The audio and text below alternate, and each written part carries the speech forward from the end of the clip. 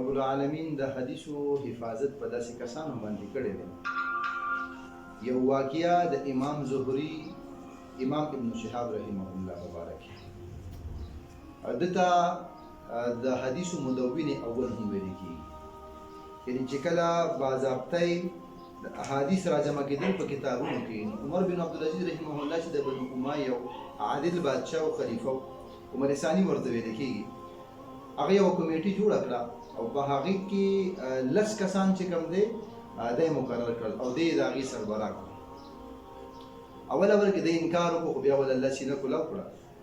د باره کې یو واقع راځي، هشام بن عبدالملک چې کله خلیفه شو د ته وی چې زما د زوی دپاره یو مسوده تیاره کړه، یوه رساله تیاره کړه د احادیثو. هغه ول 400 احادیث دا ولیکلو او هغه ورته ولېږل.